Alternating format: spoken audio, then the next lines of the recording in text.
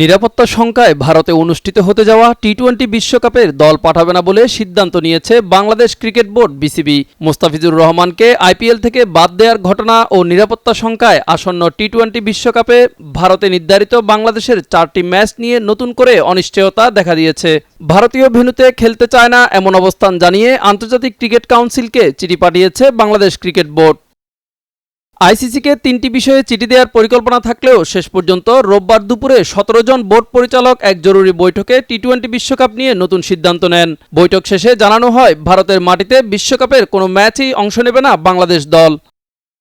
আইসিসিকে পাঠানো ইমেইলে বিসিবি জানিয়েছে, নিরাপত্তাজনিত শঙ্কার কারণে ভারতের টি-20 বিশ্বকাপে দল পাঠানো সম্ভব নয়। সেই সাথে বাংলাদেশের ম্যাচগুলোর ভেন্যু পরিবর্তনেরও আবেদন জানানো হয়েছে। টি-20 বিশ্বকাপের দশম আসর ভারত ও শ্রীলঙ্কার যৌথ আয়োজনে অনুষ্ঠিত হচ্ছে। এর আগে ভারতের সাথে বিরোধের কারণে পাকিস্তানের সব ম্যাচই শ্রীলঙ্কার ভেন্যুতে নির্ধারিত করা হয়েছিল। মিজান ফারাবী, দিগন্ত স্পোর্টস।